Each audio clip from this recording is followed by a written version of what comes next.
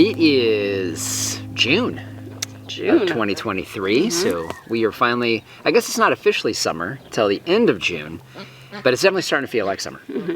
So this week we wrapped up a few things. We wrapped up the blackberry harvest last weekend. Right, so that was done. You also wrapped up the apricot harvest, and so that means what? It means we make wine. When life gives you ... make wine. Yep. Is how we feel about it. Exactly. So we started, let's see, we started the white mulberry wine. The white mulberries off of the trees in the back. Not going to do a lot of that, but maybe about a gallon or so of that. So we'll see how that does. We also are going to do apricot wine for the very first time. Yeah, haven't done that before. Now, wait, we had almost 40 pounds of apricots, right? Yeah. So I had a lot of apricot harvest this year. That was really nice. Yeah, and that was us eating them fresh and saving a bunch for wine. That's right.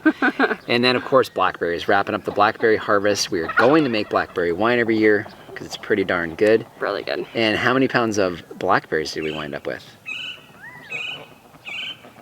Wasn't it almost 80? Almost 80 pounds. Like 70 some pounds? Yeah, almost 80 pounds of blackberries. So this year's blackberry wine is going to be almost exclusively blackberry juice. Yep. Which is pretty cool. Nice. So obviously we're in the middle of harvesting. We've gotten through all of our berries at this point. That's done. Apricots, as we said, is done. We still have a few more. So we have our plums and pluots that are ripening up now. We have another one that we got one that's ripening on the tree. We're going to share that with you guys another time. It's a very, very unique variety that I don't know we'll get most years, but we got enough chill hours this year to get it. Yeah, but one. But one of them, yep. So we got a lot of fruit to harvest. We also are harvesting veggies. Now, this looks like a French horn, but it's not a French horn.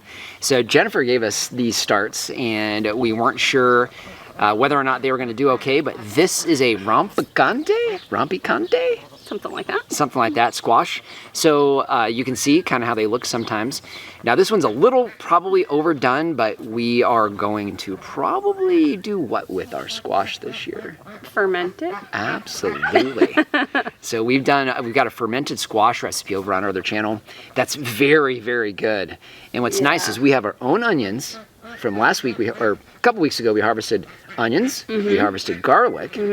We have this guy, which besides the salt and a couple other things, is about the only thing we need for that recipe. So almost all ours. Yeah. Pretty cool. Yep.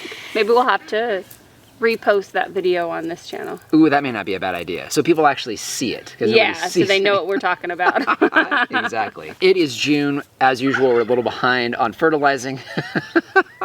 We need a break in May because there's so much harvesting we're Oh doing. my goodness, I was so busy. Yeah, but you did start. You started with all of our citrus trees, so you got Yeah. those all done. But you got some help this year. I have help coming starting tomorrow. Yep. And hopefully a couple days this week and we can knock out the rest of it. Yeah, so we do need to get fertilizing done. So months of fertilizing is February, May / early June. and September is the months that we do our fertilizing here. Yeah.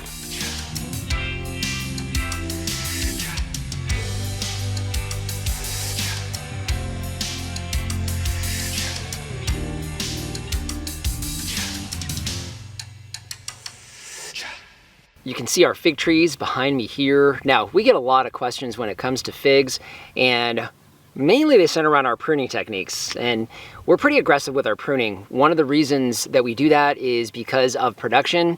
We want to keep our fig tree height down. We want the trees as wide as possible so they're easy to harvest. Now you can see the trees behind me here. They've all come back real strongly. These trees have been in the ground anywhere from about 2 to 3 years at this point, and we're finally starting to see some good production. In fact, yesterday Lori picked our very first fig that is completely ripe. We missed this one, not covering it with an organza bag, so we lucked out because it didn't get eaten by birds. But this is a blackjack fig. Now these are very, very similar to brown turkey figs, and here at the beginning of the season, they're just massive. So our blackjack fig tree is right behind me here. Now for size reference, this tree is probably about 7 to 8 feet wide in any given spot, but it's only about 4 feet or so tall and loaded with fruit. There's several dozen fruit on here, at least right now. Now these fruit will continue to set for the next couple of months. As we get into August, it slows down quite a bit. But you know what, if you guys haven't seen it already, let's go ahead and take a look at this. This fig itself is probably a little bit smaller than the size of a billiard ball. So it actually is quite a large piece of fruit.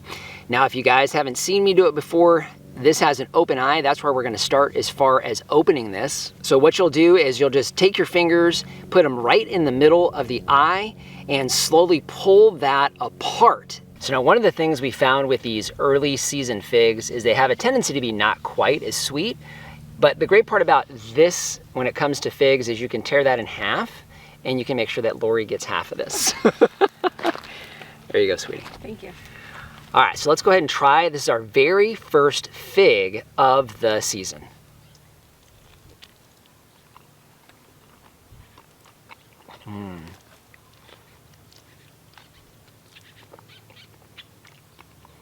That's pretty good. You forget how good figs are until you have one. I know. It's like perfectly ripe too. I've tried to describe the taste of figs before. Now there's kind of two general types of figs. There's a berry type fig and then there's this figgy type fig. The blackjack is definitely a figgy type fig. As far as the flavor, it's just a strange mix of honey and banana, a little bit of strawberry, although not very intense as far as the strawberry is concerned. I'd say more honey and banana. The texture is similar to a banana and you get a little bit of that honey sort of taste to it. It's just a really good, unique fruit. And the blackjack, one of the great parts about the blackjack fig, it stays a little bit smaller. Unless you prune it and have it in the ground here in Arizona. So they can be kept in pots a little bit easier than some of the other fig varieties. But great to see that we have figs here beginning of June here in 2023, which means we have a lot of figs left to go this year.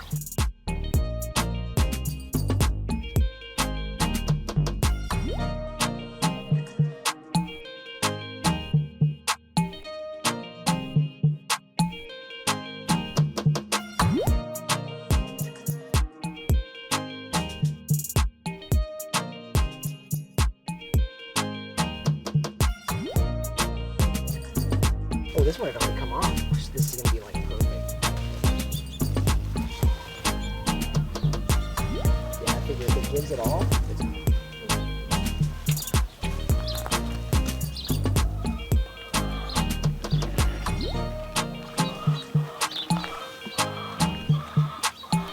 The ripe one. Oh, holy cow. I found the one that I'm eating. You don't get this one. Wow. Yeah, take that.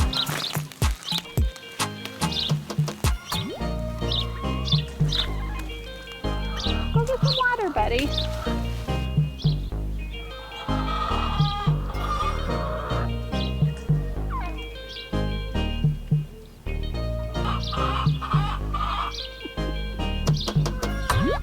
So we're here underneath a very unique peach tree, at least unique for us. This is a Reid's Big Red. Now, this is from Reid at RSI Growers, and he's really not exactly sure what variety this is, but he found it growing on his farm, from what I recall, and I think he still has them available. So if this is something you're interested in, you're gonna have to give Reid a shout at RSI Growers. We'll leave a link down below for you guys. But we tried one of these yesterday. This one here is perfectly ripe. You can tell because the top where the fruit meets the branch is completely yellow, starting to turn orange. It gives just a little bit on the top, which is where we always test them, because this is gonna be the ripest here down at the end. But the size of this is about the size of a baseball, and it's just a beautiful red color on the bottom of the peach itself. Now, this is a clingstone variety, so what I'm gonna do is I'm just gonna cut a piece of this off so you can see what this looks like.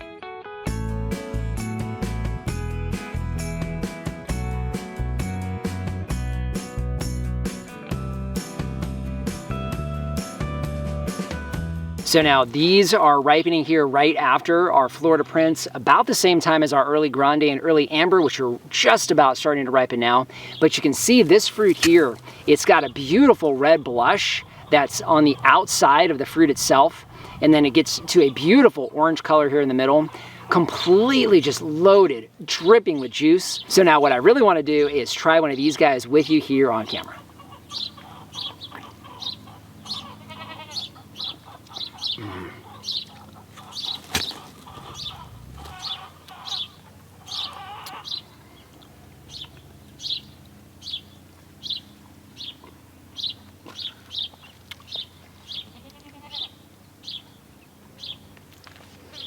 I'll be nice.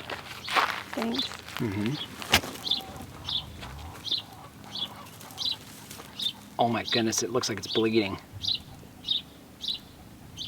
It's dripping. It's pouring all over my hand. Okay, so this peach tastes fantastic. I would say there's just a little hint of bitter in here. I'm sure that's because of that red blush, that nice dark red coloring. We've seen that before on a couple different types of peach varieties. This one having that darker red gives you just a little hint of kind of a tannic kind of flavor. But just a wonderful peach, very, very sweet. And of course, with that extra red, you get a little bit more antioxidant in this that you're not gonna get in a standard peach. Oh man, here.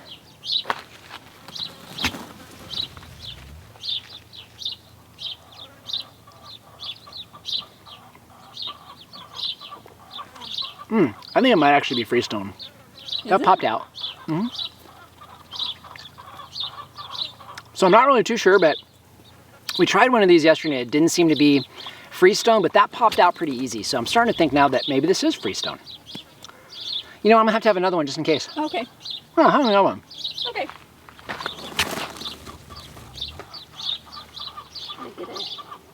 Oh, that's like Ooh, that's even better. perfect one. Were you holding out on me? I might have been. Okay, here's the test on Freestone versus Clingstone. If I completely destroy this, trying to twist it in half. Oh, that's Freestone. Oh, there we go. Now you get a good shot at that. All right, so if I said Clingstone, I was wrong. This is Freestone. That is definitely Freestone. 100%. Now you get a really good shot of just how beautiful that is. All right, so now that we found out that this is a Freestone peach, I'm even more excited about it. Wonderful tasting peach. I love the red blush in here, so that extra antioxidant power inside this peach. It's ripe after our Florida Prince and kind of about the same time as the early Amber and early Grande, which are both also Freestone. Just a wonderful, wonderful peach for us here in Arizona. As a reminder, I'm sure this is a known variety. Some of you guys out there may actually know what this is. Reid's not 100% sure, so he calls it his Reid's Big Red. Let's see, which one's the bigger half? About shutting down time here in June, right? So we're about 10 o'clock. I think cutoff time is 9, but we had Pam and Tony here and their kids today. So they were here with us. Hey, what's up, Cuddle? He's like, can I have hey, some of that? Hey, is that mine? I just want to make sure, is that mine? Is that mine? Let me have some first and then I'll share with you, We'll share a okay? little bit, okay, bud? I'll share some with you, but let me have some first. So it was cool to see Pam and Tony. They picked up some pork and also took a peek at everything here. So when it comes to peaches, I think eventually we plan on having peaches for sale. Not this year, but next year. So we only sell everything through our customer email list though. So we don't do that here through YouTube.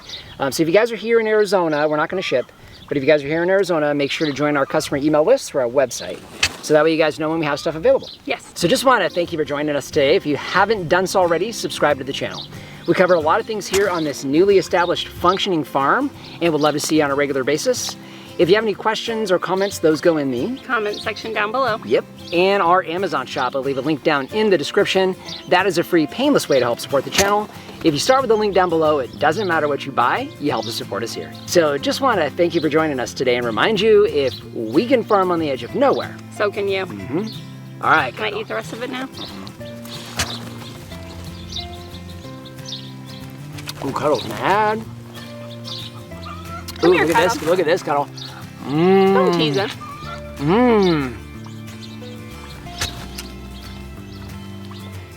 He's got peach all over his beard. Look at. Ha.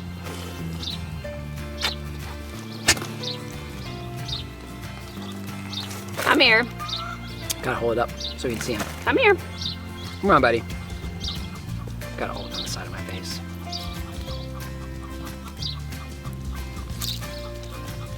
Oh! Dude, now you're gonna drop it and not eat it. It's like, nope, I'm gonna eat yours. All he's doing is smacking his snoot against I know, he's got it. Every once in a while he can get around it. And he's like, get out of my way. Get out of my way, snoot. You got it.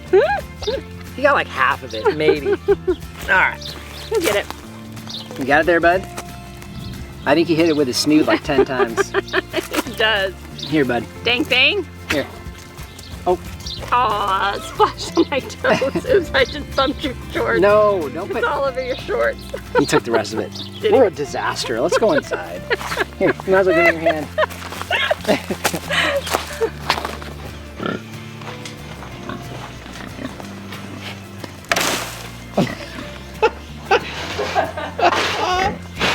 You're just slinging poop.